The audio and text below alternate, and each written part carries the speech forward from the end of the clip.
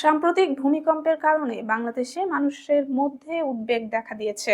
যদিও বাংলাদেশে ভূমিকম্প, বন্যা বা ঘূর্ণিঝড়ের মতো নিয়মিত দুর্যোগ নয়, এতে জনগণ যথেষ্ট সচেতন নয়। বাংলাদেশের কাছাকাছি এমন একটি দেশ হলো জাপান, যেখানে ভূমিকম্প নিত্যদিনের ঘটনা।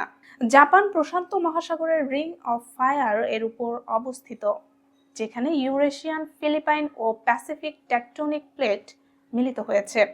তাই জাপানে বছরে প্রায় ১,৫০০ ভূমিকম্প ঘটে এবং প্রয়োজন অনুযায়ী সুনামির সতর্কতাও দেওয়া হয়।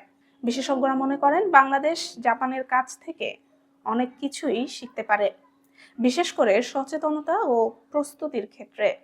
ঢাকা বিশ্ববিদ্যালয়ের ভূতত্ত্ব বিভাগের অধ্যাপক সৈয়দ হুমায়ুন আক্তার বলেন, জাপানে মানুষ ভূমিকম্পে ভয় পায় না, কারণ তারা ছোট বয়স থেকেই এই বিষয়ে প্রশিক্ষণ পায়।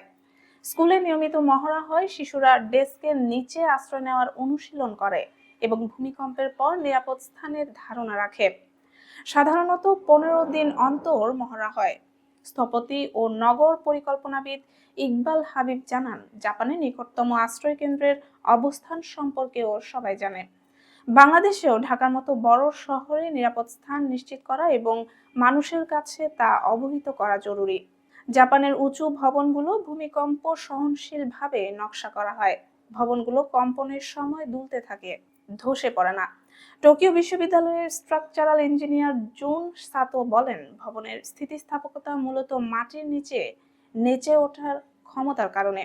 ভূমিকম্পের ছোট কম্পনে কোনো ক্ষতি হয় না, আর ভয়াবহ ভূমিকম্পে প্রাণহানি এড়ানোই মূল লক্ষ্য। জাপানে সিসমিক আইসোলেশন ব্যবহৃত হয়। ভবনগুলো শক অ্যাবজর্বার বা রাবার প্যাডের উপর বসানো হয়, যা ভূমিকম্পে নড়াচড়া কমায়। মোশন ড্যাম্পার ও মেশ স্ট্রাকচারও ব্যবহৃত হয়।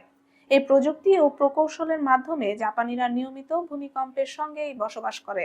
বাংলাদেশের বাস্তবতা বিবেচনায় বিশেষজ্ঞরা বলছেন, প্রস্তুতিমূলক মহড়া, সচেতনতা বৃদ্ধি ও আইন নিয়ম মানা নিশ্চিত করাই প্রধান চ্যালেঞ্জ। ভবন নির্মাণে প্রচলিত কোড মেনে চলা এবং রাজনৈতিক সদিচ্ছাও জরুরি। বাংলাদেশের জন্য জাপানের শিক্ষা হলো, প্রযুক্তি ছাড়াও মানুষকে সচেতন ও প্রস্তুত করা সবচেয়ে গুরুত্বপূর্ণ।